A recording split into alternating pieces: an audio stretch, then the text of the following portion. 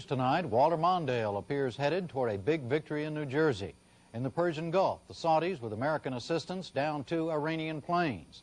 In London, President Reagan prepared to talk about the Persian Gulf and other matters with his summit partners. And in Washington, the Supreme Court upheld a strict standard for getting political asylum in the United States. Robin? The NewsHour tonight will be concentrating on today's primary elections. Former candidate George McGovern is with us to assess what today means to each of his former rivals. And we have an interesting sidelight to the California race. The men managing the bitterly fought Hart-Mondale struggle turn out to be law partners and close friends. We take you to Berlin for a documentary report on the changing relations between East and West Germany. And we join the new debate over vocational education. Critics say it's a dumping ground for the poor. Supporters say it's vital to keep kids in school. You'll hear both sides. The MacNeil-Lehrer Newshour is funded by AT&T, the Corporation for Public Broadcasting, and this station and other public television stations. First results from today's dramatic finale to the long struggle for the Democratic nomination appear to favor Walter Mondale. Early returns showed Mondale leading in 2 of the day's 5 primaries, New Jersey and West Virginia. The 3 commercial television networks and the 2 main wire services projected a clear victory for Mondale in New Jersey.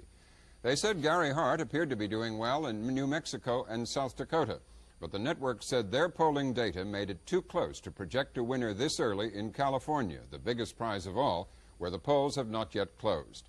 In actual numbers, here is how the vote count looks at this moment, beginning in New Jersey. With 34% of the precincts reporting, Mondale has 50% of the vote, Gary Hart 34%, and Jesse Jackson 16%. In West Virginia, with 1% of the precincts in, Mondale appears to be leading. Hart has 38% of the vote for second place and Jackson 6% of the vote, although the projections are that Hart will do well in West Virginia. And in South Dakota, the only other state we have results from so far, 13% of the precincts reporting. Hart is leading with 46% of the vote. Mondale with 44% is second, and Jackson is getting 5% of the vote in these early returns. Altogether, 486 delegates are at stake in today's 5 primaries. Walter Mondale, who already has 1,730 delegates, predicted flatly today that by noon tomorrow he would have the 1,967 needed for the nomination. But Gary Hart, who had hoped to stop Mondale with victories in California and/or New Jersey, continued to say he would fight Mondale all the way to the convention in any case. Jim? Our expert, our analyst tonight on this last primary go-around is a man who has been through it all himself, twice. Once in 1972 when he won the Democratic nomination, and again this time when he ran for it until March 14, when he dropped out of the race. He's George McGovern, the former senator from South Dakota.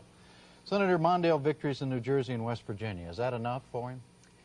It may not be enough. It's very significant. He frankly has carried New Jersey by a bigger margin than I anticipated. If the projections on West Virginia hold up, that's very impressive too. It would mean that in those 2 states, the first ones we have a real reading on, Mondale would have had half the votes, maybe a little better than half the votes. Mr. MacNeil has just reminded us that Mondale has a possibility of getting 486 votes today if he got them all. But even if he got half of them, he only needs 235 delegates to reach that magic total of 1,967. If he gets half of the votes that are up for grabs today, he's got it. Yeah. But California's still not in, and that's the one we have to watch. Turn the question around from Gary to Gary Hart's point of view. If Gary Hart does not win California later tonight, is that the end of his thing, do you think? I wouldn't say it's the end of it, but I think Gary, if he were here, would be the first to say it'll be almost impossible to put it together if you lose both California and New Jersey. Even if Gary were to carry South Dakota and New Mexico, which it now appears he might do, at least by a narrow margin, he's probably got to carry California in order to really make a horse race out of this between now and the convention. Well, let's take the other scenario. Let's say that we know that Mondale has won New Jersey. Let's say that Hart wins California. Then where are we? I think it's still an undecided race. I think we'll go all the way to the convention before we know who the nominee will be.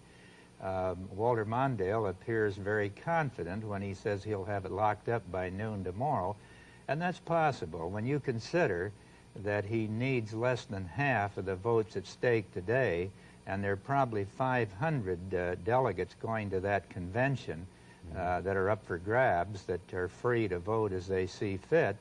It's probably not excessive confidence on Mondale's part to say he's going to lock it up by tomorrow noon. But I would never say that myself with those California votes still undecided.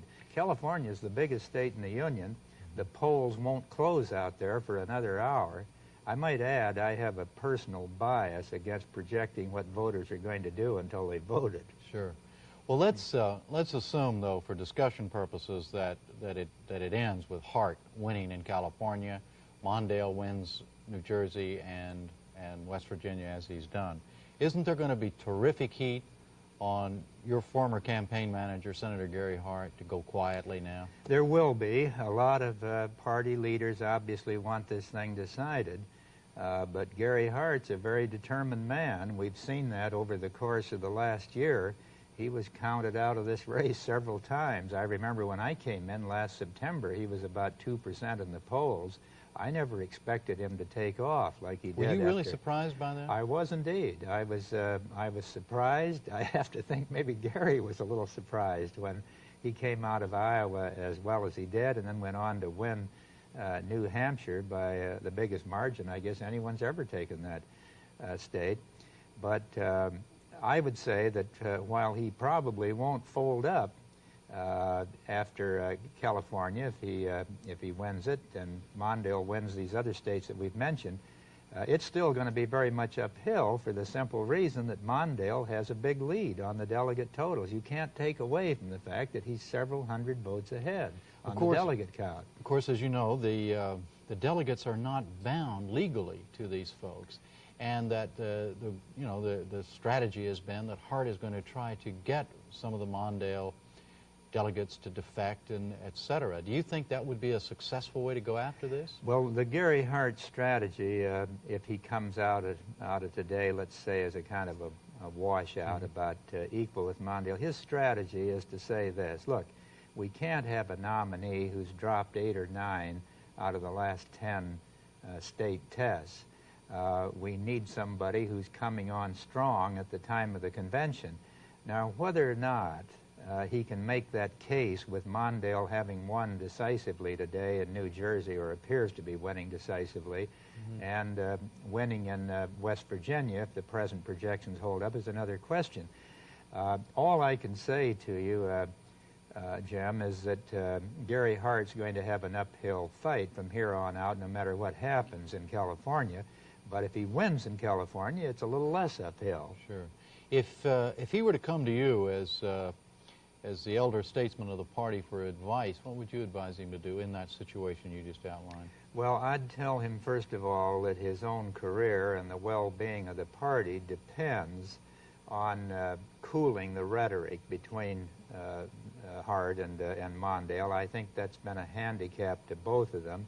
I think it has prevented either one of them from discussing some of the best issues that we have against President Reagan. They've been so involved in this maneuvering with each other, much of it on a personal basis rather than broad issue basis, that the president has escaped the kind of close-in examination his policies should have had.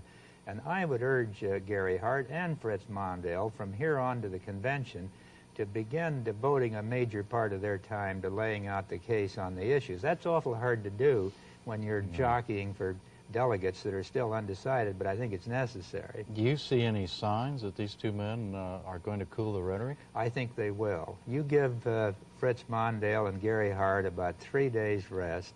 I'm hopeful that they'll go fishing tomorrow. Whether they will remains to be seen.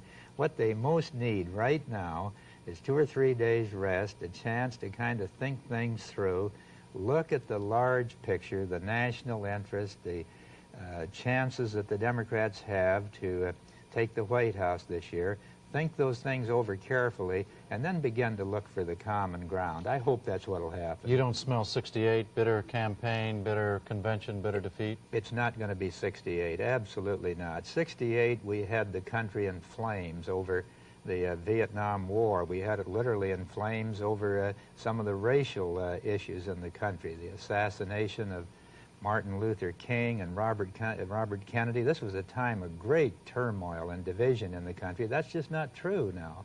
These divisions between Hart and Mondale are not insoluble. There's a certain amount of personal bitterness there, but you showed on your program here earlier the Hart and Mondale managers in California. They're law partners. They see each other every day at the office. That's the kind of healing force that I think is going to take over after tonight. Okay. George McGovern, thank you very much. Robin?